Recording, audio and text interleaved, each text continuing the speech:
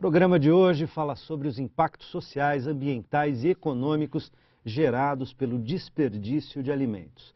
Participam desse debate Rosana Perrotti, fundadora da plataforma Sinergia, Tatiana Tucunduva Felipe Cortese, doutor em Saúde Ambiental pela Faculdade de Saúde Pública da Universidade de São Paulo, Ivan Baldini, diretor das entidades oficiais da gastronomia, e Manuel José da Silva, conhecido como Adelson, secretário de Segurança Alimentar da Prefeitura Municipal de Diadema. O Banco de Alimentos, o Projeto Satisfeito e o Mesa Brasil, por exemplo, são iniciativas governamentais criadas para levar os alimentos que seriam desperdiçados a quem precisa deles. Mas essas ações são absolutamente insuficientes frente ao volume de alimentos que vai diariamente para o lixo ou para os incineradores. Então, eu gostaria que vocês apontassem quais são os principais entraves para transformar os alimentos que iriam ser descartados em ingredientes para combater a fome. Eu terminei o primeiro bloco aludindo à questão jurídica. Parece que as leis no Brasil sobre o descarte, o aproveitamento dos alimentos, a validade dos alimentos e tal, acaba dificultando o uso dos excessos ou daquilo que não foi comercializado. É isso, Rosana? Bom, eu diria que, em termos de leis, a gente ainda precisa evoluir, né? No Brasil não existe qualquer possibilidade de revalidar alimentos que a gente sabe que estão adequados. Por exemplo, em países da Europa, você pode fazer um teste num lote e verificar que ele tem vida de mais 5 meses, por exemplo, e prolongar esse lote de acordo com estudos que são feitos por engenheiros de alimentos, né? Por profissionais que podem certificar a adequação desse alimento. Sim, atestagens, enfim. Porque imagina hoje, que nem vou pegar um gancho sobre o que o Adelson falou, que não tem desperdício praticamente em Diadema. No banco de alimentos. No banco de alimentos. Mas eu queria dar alguns exemplos, que inclusive a gente tem debatido esse tema em muitos cantos, né, aqui principalmente do Brasil. A gente faz parte de um comitê da ONU, o Save Food, né, que está focando nesse tema. E, às vezes, a gente não vê o desperdício de alimentos. Porque, por exemplo, um lote, 10 mil toneladas de um alimento que vence amanhã. Às vezes, a gente tem a impressão que, passando ele para frente, o problema está resolvido. E quem está recebendo esse alimento está com problema, porque não vai conseguir consumir 10 em um dia. Tá certo? Então, a nossa lei não permite a utilização desses alimentos fora dessa data, por conta de segurança alimentar. Então, assim, essa lei não é errada, porque a gente tem que garantir a segurança, né, da população que vai consumir. Claro, que o alimento que a população vai consumir esteja adequado. Né? Inclusive, quando essa lei da segurança alimentar foi escrita, era em momentos em que nós não tínhamos todas as vacinas que nós temos hoje, não tínhamos todas as tecnologias que permitem prolongar a vida útil desses alimentos. Então, assim, era um outro momento. Né? Então, a gente precisaria andar um pouquinho nesse sentido. Agora, ou seja, rever a nossa legislação. Exatamente. Eu queria até complementar o que a Rosana está falando no seguinte: parece, para a nossa legislação, que no dia em que vence o alimento, do dia para a noite, ele se torna veneno. Há um dispositivo que nem no filme Missão Impossível. 5 segundos. Bom, exato. Não é mas assim. Não é assim. Os outros países, como ela citou na Europa, fazem uma revalidação. Então, ele pode ter se deteriorado, mas ainda não se deteriorou. Pode ter uma sobrevida, dependendo de uma análise técnica. Então, a lei é muito rígida nesse ponto.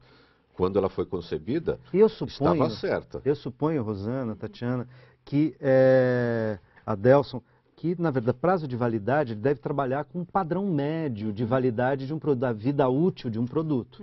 Um padrão médio, o produto pode até se deteriorar, né, ficar inadequado um pouco antes ou um pouco depois. Até por isso, eu suponho que a lei deva trabalhar com prazos mínimos, ela deve encurtar o valor de validade para tentar garantir o máximo possível que naquele período o alimento estará bom. Por segurança, o fabricante tem que trabalhar com o valor mínimo.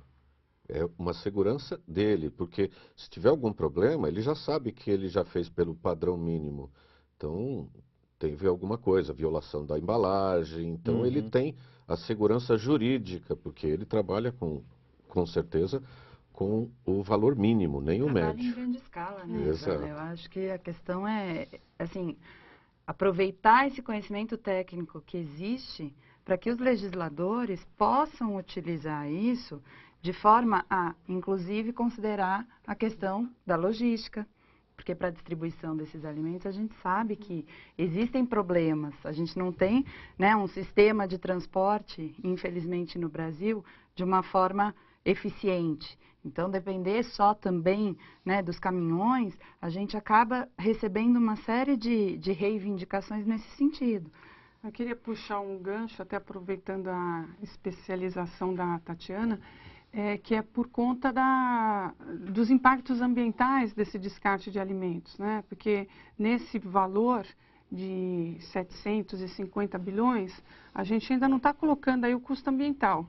E nós sabemos que os alimentos são os principais geradores do impacto ambiental se são descartados de forma inadequada. E graças, assim, eu acho que tem um avanço muito importante com a aplicação da Política Nacional de Resíduos Sólidos, que deve entrar em vigor em outubro do ano que vem, e pelo 2014. menos isso. Esses alimentos não vão mais poder ser descartados dessa forma, então as empresas vão ter que se mobilizar para achar uma solução melhor, tá certo? Então a gente tem, sim, esperanças que não tenhamos mais impacto ambiental sobre esse descarte de alimentos, mas a questão é onde eles vão parar. Quer dizer, nós vamos, de fato, priorizar o combate à fome, que eu acho que a gente está dentro de um tema que pode nos levar a uma consciência global e colocar um fim na fome no mundo.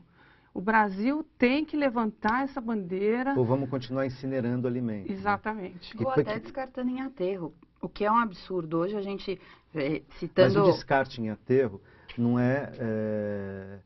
sequer é legal, né? Não, hoje é legalizado. O problema é que a gente não tem mais aterro suficiente. Se a gente falar da realidade da cidade de São Paulo, nós ainda temos uma situação confortável, porque São Paulo tem aterros que são licenciados, que têm a sua vida útil controlada e a gente tem fiscalização. Mas se a gente pegar o restante do Brasil e outras cidades, isso é um problema muito sério, porque a gente tem inúmeras cidades que não têm aterro, que não têm incineração, que isso vai para quê? Para lixão a céu aberto.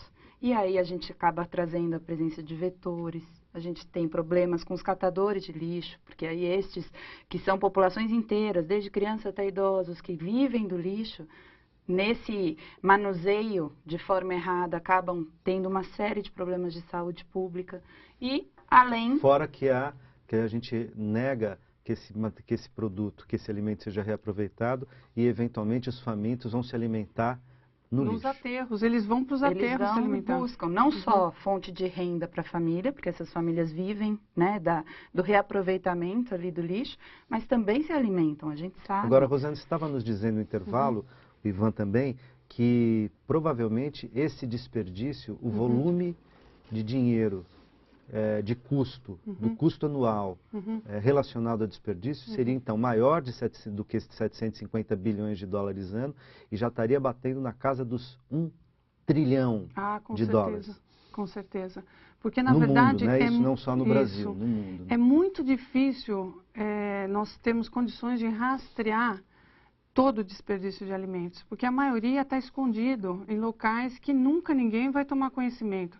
Primeiro que a questão do desperdício já tem uma relação direta com a performance, né, com a eficiência, então ninguém vai querer divulgar que tem desperdício, tá certo? Quer dizer, de repente a FAO divulga que tem 750 bilhões, né, de dólares envolvidos. Agora, cadê esses?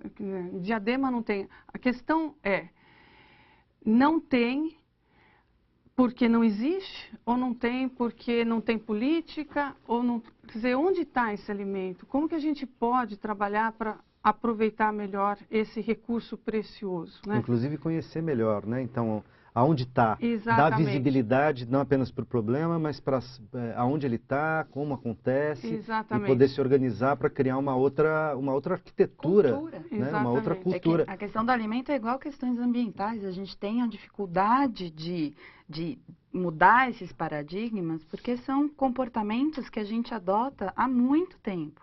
E que não existe um momento de parar, pensar e mudar de atitude.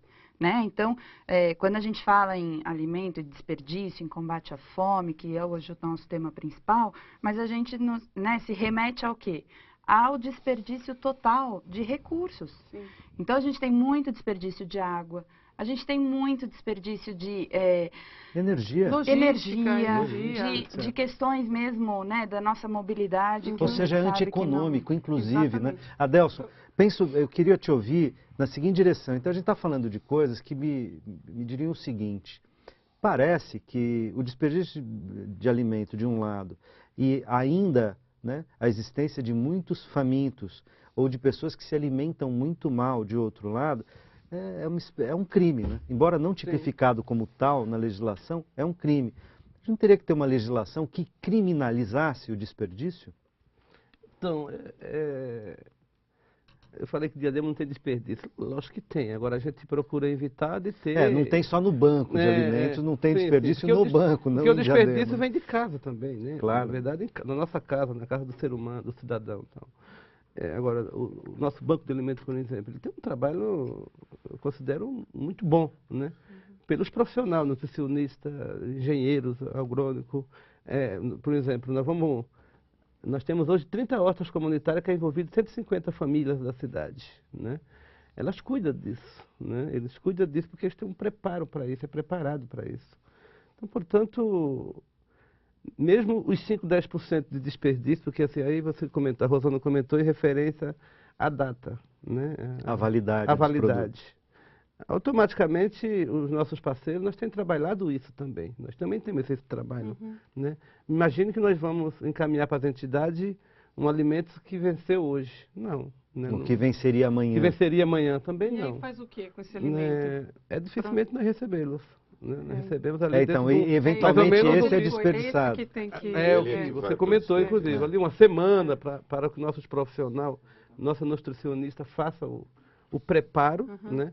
Aí para poder encaminhar de maneira adequada para a sociedade e estamos sempre reunidos com essas entidades, com essas mães, com os profissionais, discutindo com eles o que querem. Uma alimentação saudável, de qualidade, sem desperdício. Se você me permite, eu acho que uma coisa também que tem que ser muito discutida hoje em dia é a questão, a gente está falando aqui de fome, de desnutrição, das consequências que a desnutrição traz para crianças que até os 2 anos de idade precisam ter aqueles nutrientes para poder se desenvolver bem. E na ausência dessa alimentação saudável e de forma eficiente, a criança vai ter consequências para o resto da vida. Então, esse é um dos aspectos, mas a gente também tem a questão da má alimentação. Então, hoje a gente tem sobrepeso das crianças de uma forma que nunca se observou. E o Brasil trazendo isso. Então, a gente também questiona, por isso que, mais uma vez, eu volto aqui, é mudança de comportamento.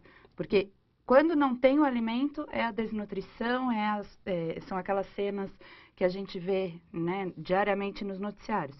E quando tem o sobrepeso, é porque a alimentação está sendo de uma forma errada, de uma forma equivocada.